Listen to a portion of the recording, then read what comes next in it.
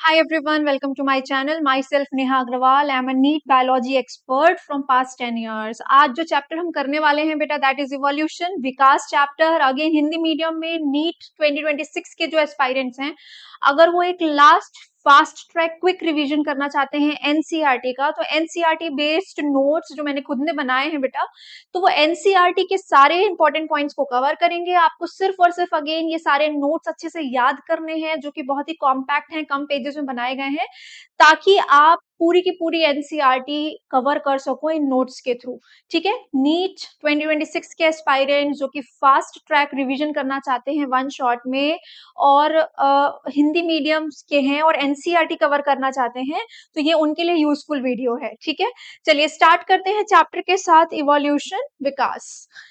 आप एक बार ये लेक्चर लगाने के बाद अगेन मैं आपको फिर से बोल रही हूँ, ये रिवीजन है बेटा, तो आपको ऑलरेडी आपने कई बार पढ़ लिया, आप एक बार इसको बस फाइनल क्विकली रिवाइज कर रहे हैं, फाइनल रिवीजन कर रहे हैं एनसीईआरटी का, कि आपसे कोई पॉइंट छूट ना गया हो, और वो हम नोट्स के थ्रू कर रहे हैं। एंड इसके बाद आप एनसीईआरटी रीड करेंगे तो यू विल फील कि पूरी की पूरी एनसीईआरटी मुझे एक बार ही रिवाइज हो गई है। ठीक है, चलिए देखिए, इवोल्यूशन चैप्टर फटाफट से करेंगे रिवीजन की तरह से, फास्ट फास्ट, ताकि थोड़ी देर में ही आपका चैप्टर कवर हो जाए। देखिए, इवोल्यूशन विकास चैप्टर में अगर आप एनसीईआरटी का फर्स्ट पेज देखोगे तो वहां पे टॉपिक्स ब्रेक किए गए हैं। क्या क्या दिया गया? जीवन की उत्पत्ति पढ़नी है। इसको मैंने किस टॉपिक से लिखा है? जीवन की उत्पत्ति के सिद्धांत। इसमें किससे क्वेश्चन आते हैं बेटा? जीवन की उत्पत्ति के क्या क्या सिद्धांत बताए गए। फिर जीवन स्वरूप का विकास एक सिद्धांत, यहाँ पे हम विकास के सिद्धांत पढ़ते हैं। जीवन की उत्पत्ति अलग चीज होती है, आप समझते होंगे, और विकास अलग चीज होती है, कि जीवन कैसे बना। ये हो गई जीवन की उत्पत्ति और उसके सिद्धांत हो गए। फिर आता है विकास के सिद्धांत, कि जब लाइफ बनी तो यूनिसेलुलर से मल्टीसेलुलर हुआ, एक कोशिकीय से बहुकोशिकीय हुआ, प्रोकैरियोट से यूकैरियोट्स में आए, फिर पॉरीफेरा से लेके पूरा ह्यूमंस तक बन गए। तो ये पूरा का पूरा जो विकास हो रहा है प्लांट्स में, एनिमल्स में, सारे किंगडम्स में, वो विकास, तो वो विकास कैसे हो रहा है उसके सिद्धांत अलग होते हैं। तो एक होता है बेटा जीवन की उत्पत्ति के क्या क्या सिद्धांत दिए गए थे, और एक होता है विकास के क्या क्या सिद्धांत दिए गए थे। फिर अगर विकास हुआ है तो उसके प्रमाण क्या हैं, हम कैसे मान लें कि विकास हुआ, ये हम थर्ड टॉपिक में पढ़ते हैं। फिर एक टॉपिक बहुत ही important, very very important topic बेटा, ये बहुत ज्यादा इंपॉर्टेंट टॉपिक है, इससे क्वेश्चंस आते ही आते हैं। अनुकूली विकिरण क्या है, ये हम पढ़ेंगे। फिर जैव विकास, यानी जैव विकास के सिद्धांत, हम बायोलॉजिकल जीवों के अलग से विकास के सिद्धांत के बारे में पढ़ेंगे। फिर विकास की क्रियाविधि क्या है, अगर विकास हो रहा है उसके सिद्धांत पढ़ लिए, उसके प्रमाण पढ़ लिए, तो किस क्रियाविधि से हो रहा है वो पढ़ते हैं। फिर एक हम हार्डी वेनबर्ग, दो साइंटिस्ट थे, उन्होंने कुछ सिद्धांत दिए थे, वो अलग से पढ़ते हैं। फिर विकास का संक्षिप्त विवरण पढ़ते हैं, और फिर मानव का उद्भव और विकास पढ़ते हैं। इतने टॉपिक्स हमको कवर करने। अब सबसे पहला टॉपिक देखो, जीवन की उत्पत्ति। एनसीईआरटी ने क्या बोला, हम क्या पढ़ेंगे? जीवन की उत्पत्ति पढ़ेंगे। जीवन की उत्पत्ति पढ़ने के लिए देखो, आपको पहले क्या क्या पढ़ना पड़ेगा। आपको पहले पढ़ना पड़ेगा ब्रह्मांड की उत्पत्ति। ब्रह्मांड के बाद क्या आया, उस पर धरती आई, और धरती पर फिर क्या आया? जीवन आया। तो क्या क्या पॉइंट याद रखने हैं आपको? आप तो एकदम प्लेन टॉपिक्स में पॉइंट्स याद रखेंगे, क्योंकि आप वापस से बेसिक से पढ़ नहीं रहे हैं, सीख नहीं रहे हैं, आप रिवाइज कर रहे हैं। ठीक है, तो ब्रह्मांड की उत्पत्ति बेटा 20 मिलियन वर्ष पूर्व हुई थी। बिग बैंग थ्योरी से हम इसको एक्सप्लेन करते हैं, जो आप पढ़ते हो कि एक बहुत बड़ा मास था, एक्सप्लोड कर गया, फिर वो फैल गया, फिर धीरे धीरे पूरे पूरा ब्रह्मांड बन गया, बिग बैंग थ्योरी। इस पे एज सच कोई एक्सप्लेनेशन पे क्वेश्चन नहीं आता है। फिर धरती की उत्पत्ति 4.5 बिलियन वर्ष पूर्व, अभी से 4.5 बिलियन वर्ष पूर्व हुई थी धरती की उत्पत्ति। तो ब्रह्मांड, ब्रह्मांड के अंदर आपको पता है बहुत सारी गैलेक्सीज होती हैं, गैलेक्सीज में सोलर सिस्टम होते हैं, सोलर सिस्टम में हम, हमारा सोलर सिस्टम में धरती है, और धरती पर हम पढ़ रहे हैं कि जीवन आया। तो मेन आपका क्या आ जाता है? जीवन की उत्पत्ति। मेन आपका टॉपिक क्या आ जाता है बेटा? जीवन की उत्पत्ति। इस पे क्वेश्चन आते हैं, देखो इसकी टेबल बना रखी है मैंने यहाँ पर, एनसीईआरटी से डॉट टू डॉट ये टेबल है, आपको रट लेनी है। जीवन की उत्पत्ति के क्या सिद्धांत हैं, तो एनसीईआरटी ने आपको एक सर्वबीजाणु सिद्धांत दिया है, आर्हेनियस साहब ने दिया है। इन्होंने क्या बोला? इन्होंने बोला जीवन अंतरिक्ष से बीज के रूप में धरती पर स्थानांतरित हुआ है, बाहर से कहीं से आ गया है, और वही स्पोर जीवन की इकाई है। ये भी याद रखेंगे कि जो स्पोर्स आते हैं वही जीवन की इकाई है, ये बोला जाता है इसमें। ये दो लाइंस आपको याद रखनी है। फिर उसके बाद बोला गया अजीवात जनन हुआ है, मतलब अजीव चीजों से जनन हुआ है, यानी कि स्वतः जनन हुआ है, अपने आप जनन हुआ है। इसमें क्या बोला गया कि जीवन क्षयमान और सड़ती हुई सामग्री जैसे भूसा, कीचड़ इत्यादि से प्रकट हुआ है। ठीक है, कि सड़ी गली मरी पदार्थों से ही, चीजों से ही जीवन बन गया। स्वतः जनन, खुद से जीवन का जनन हो गया। अजीवात जनन, यानी कि नॉन लिविंग चीजों से जीवन बना है, ये इसमें बोला गया था। फिर इस बात से सब लोग सहमत नहीं थे और फिर आया बेटा जीवात जनन। लुईस पास्चर साहब ने इस पे एक्सपेरिमेंट किया, स्वान ने एक एक्सपेरिमेंट किया और बोला कि जीवन मरी हुई चीजों से नहीं आ रहा है, सड़ी हुई चीजों से नहीं आ रहा है, अजीवात जनन नहीं हो रहा है, बल्कि जीवन पहले से विद्यमान जीवन से ही निकलता है। जीवन पहले से विद्यमान जीवन से ही निकलता है। इन्होंने एक एक्सपेरिमेंट किया बेटा, फिर से बोल रही हूँ आपको, एनसीईआरटी ब्रेक की हुई है, आपको एज इट इज इसको लर्न करना है कि क्या एक्सपेरिमेंट। उन्होंने एक मृत यीस्ट लिया, ठीक है, मृत यीस्ट में पूर्व जीवाणु रहित जीव पैदा नहीं हुए और एक खुला फ्लास्क लिया, उसमें जीव आ गए। तो उन्होंने जो बंद फ्लास्क लिया था उसमें तो जीव नहीं आए, खुले फ्लास्क में आए, जबकि अगर मृत यीस्ट है तो दोनों में ही आ जाने चाहिए थे। फिर क्यों बंद वाले में नहीं आया और ओपन वाले में क्यों आए? क्योंकि ओपन वाला बाहर एयर से कनेक्टेड था और एयर में क्या है बेटा, पूर्व विद्यमान लाइफ प्रेजेंट है पहले से। तो स्वतः जनन के सिद्धांत को स्वतः सदा के लिए खारिज कर दिया गया। जब लुईस पास्चर साहब ने ये एक्सपेरिमेंट किया तो जो अभी तक बोला जा रहा था स्वतः जनन, अजीवात जनन, उसको हमेशा के लिए खारिज कर दिया गया। ठीक है, लुईस पास्चर साहब ने ये तो बता दिया कि जीवात जनन होता है, अजीवात जनन नहीं होता। पर लुईस पास्चर साहब ने ये नहीं बताया कि पूर्व विद्यमान लाइफ जो है उसमें पहली लाइफ कैसे आई। यानी यह उत्तर नहीं मिला कि पृथ्वी पर जीवन सबसे पहले कब आया, कैसे आया, जीवन की उत्पत्ति कैसे हुई। उन्होंने ये तो बोला कि जीवन पूर्व विद्यमान जीवन से बनता है, ना कि अजीवात जनन होता है। पर ये पूर्व विद्यमान जीवन भी तो पहली बार कैसे आया, यानी इसकी उत्पत्ति कैसे हुई, ये नहीं बताया गया। ये इसका क्या हो जाएगा बेटा, ड्रॉबैक हो जाएगा, ये इसका ड्रॉबैक हो जाएगा कि ये नहीं बताया गया। और फिर आया बेटा सबसे इंपॉर्टेंट लास्ट में, रासायनिक विकास का सिद्धांत, थ्योरी ऑफ केमिकल इवोल्यूशन। दोनों दोनों लिखा हुआ है, आप जिस भी लैंग्वेज में कंफर्टेबल हो। रासायनिक विकास का सिद्धांत ये दिया था ओपेरिन, रशिया से बिलोंग करते हैं, हाल्डेन इंग्लैंड से बिलोंग करते हैं, इन दोनों ने। तो ओपेरिन और हाल्डेन ने थ्योरी दी कि बेटा, उन्होंने बोला कि जीवन की उत्पत्ति कैसे होती है ये बताया। तो देखो उन्होंने क्या बोला, जीवन का पहला स्वरूप पूर्व विद्यमान जीवन रहित कार्बनिक अणु से आया है जो कि अकार्बनिक संघटकों से बनते हैं। इसका क्या मतलब, देखो मैंने इसको तोड़ के यहाँ पर लिखा हुआ है। सबसे पहले यहाँ पर बोलते हैं कि अकार्बनिक संघटक थे, इनका रासायनिक विकास हुआ और कार्बनिक अणु बने। मतलब सिंपल इनऑर्गेनिक से कॉम्प्लेक्स इनऑर्गेनिक, कॉम्प्लेक्स इनऑर्गेनिक से सिंपल ऑर्गेनिक, सिंपल ऑर्गेनिक से कॉम्प्लेक्स ऑर्गेनिक, और कॉम्प्लेक्स ऑर्गेनिक से फिर बन गए मैक्रोमोलिक्यूल्स। मैक्रोमोलिक्यूल्स आपको पता है, आरएनए, डीएनए, प्रोटीन, लिपिड, ये सब मैक्रोमोल, जितने भी हमारे कॉम्प्लेक्स मॉलिक्यूल्स हैं, बायोमोलिक्यूल्स, वो बन गए और वो एक साथ इकट्ठा होने लग गए, सेल बन गई। एक बार एक सेल बन गई तो यूनिसेलुलर से मल्टीसेलुलर में चले गए। तो ये सारी चीजें इन्होंने बोली। तो ये क्या बोल रहे हैं कि जीवन का पहला स्वरूप पूर्व विद्यमान जीवन रहित, पहला स्वरूप कैसे बना, पूर्व विद्यमान जीवन रहित कार्बनिक अणु जैसे आरएनए, प्रोटीन एक्सेट्रा से आया है, जो कि अकार्बनिक संघटकों से बने। तो अकार्बनिक से कार्बनिक पे आए और कार्बनिक से लाइफ बनी यानी सेल बनी, कार्बनिक से लाइफ बनी यानी कि बेटा सेल बनी। तो आप समझ रहे हो ना कैसे ये बढ़ा होगा। अच्छा, यहां पर भी पूर्व विद्यमान जीवन नहीं है। देखो, जीवन पूर्व विद्यमान जीवन से बनता है, पर वो पहला जीवन कैसे बना होगा, वो नॉन लिविंग चीज से ही बना है, तो हो तो अजीवात जनन ही रहा है। लेकिन वो वाला नहीं कि हमने यीस्ट को मार दिया है उससे लाइफ आ गई, सड़ी गली चीजों से लाइफ आ गई, नहीं, पहली लाइफ जो आई है वो अजीवात आई है, अजीवात जनन हुआ है।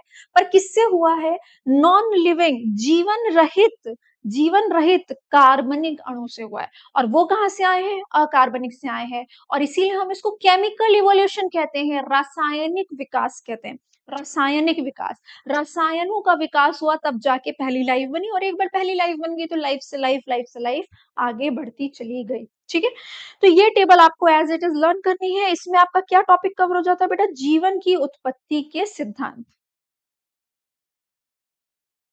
ठीक है, जीवन की उत्पत्ति के सिद्धांत। ठीक बात। अब देखो नेक्स्ट, ये जो रासायनिक विकास का सिद्धांत है बेटा, ये रासायनिक विकास का सिद्धांत हमको डिटेल में करना होता है। देखो क्या क्या पॉइंट इसमें रिवाइज करना है अपने को। हमने बोला रासायनिक विकास का सिद्धांत, ठीक है। कैसे विकास हुआ है इसमें, रसायनों के थ्रू हुआ है, ठीक है। किसने दिया था, ओपेरिन ने दिया था। और किसने दिया था, हार्डेन ने दिया था। ओपेरिन कहाँ के रहने वाले हैं, रूस के रहने वाले हैं। हार्डेन कहाँ के रहने वाले हैं, इंग्लैंड के रहने वाले हैं। क्या ये याद करना जरूरी है, बिल्कुल जरूरी है, क्योंकि एनसीईआरटी में दिया है, वरना मैं आपको इसमें नोट में लिख के ही नहीं देती।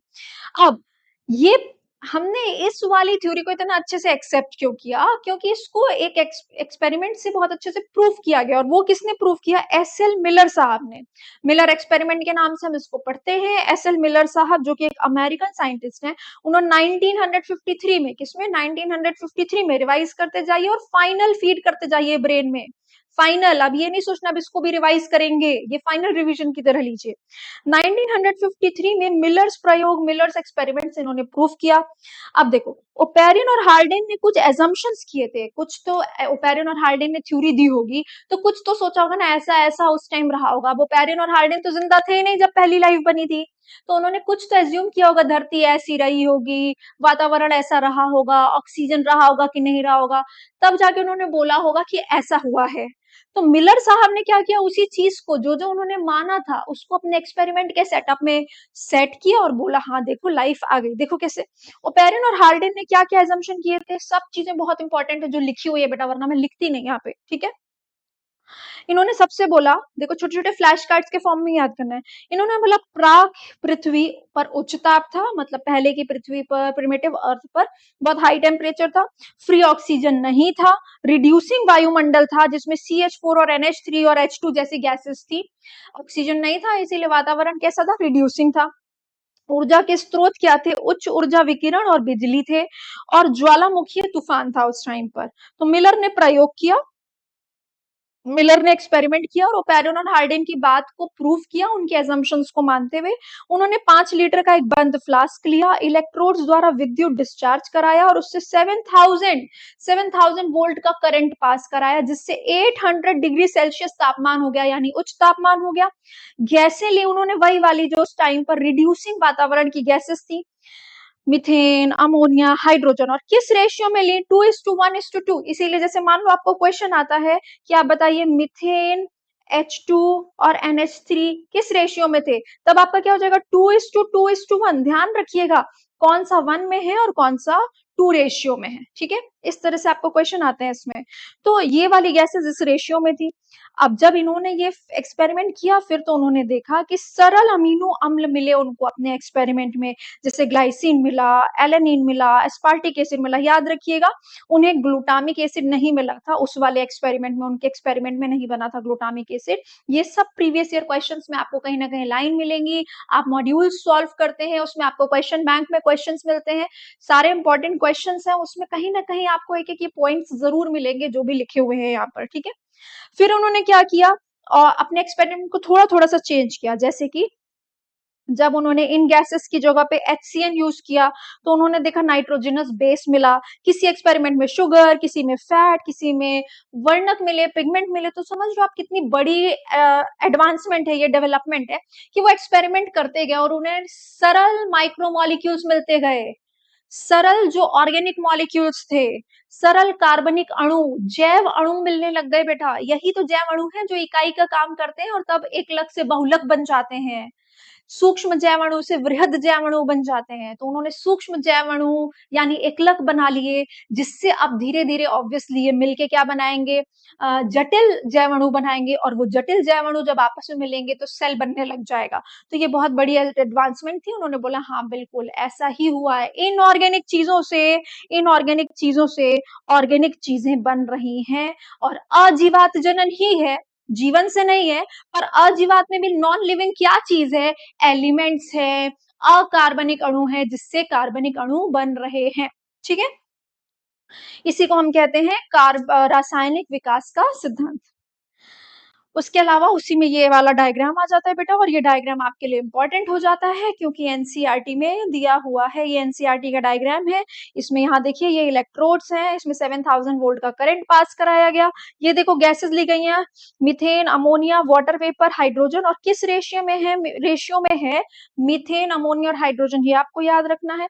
कोई भी एक चीज याद रख लीजिए, जैसे आप सिर्फ इतना याद रख लीजिए कि जो अमोनिया है वो 1 है, तो बाकी दोनों आपको याद रहेगा 2 है, ताकि आप कंफ्यूज ना हो और गलत आंसर टिक करके ना आए, हर चीज पर ध्यान देंगे। ठीक है, ये आपका डायग्राम आपको एक बार एनसीईआरटी से लेबलिंग याद रखनी है कि कहीं पर कुछ गैप करके दे तो आप बता पाए कि यहाँ पर क्या था।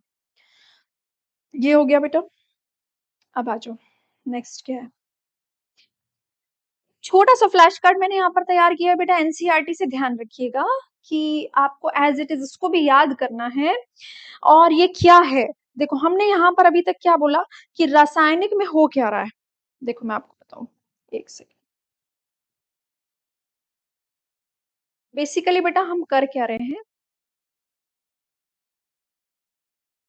देखो सबसे पहले हमने क्या बोला, सिंपल सिंपल इनऑर्गेनिक। ठीक है, सिंपल ऑर्गेनिक से क्या बना लो, कॉम्प्लेक्स जटिल इनऑर्गेनिक।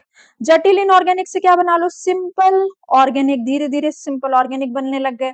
फिर क्या बना लो, कॉम्प्लेक्स ऑर्गेनिक। ठीक है, यानी आप कहाँ पहुंच गए, माइक्रोमोलिक्यूल्स से मैक्रोमोलिक्यूल्स पे पहुंच गए। फिर मैक्रोमोलिक्यूल्स को इकट्ठा करो। जब मैक्रोमोलिक्यूल्स को आप इकट्ठा करोगे तो मैक्रोमोलिक्यूल्स को इकट्ठा करने पर हम्म,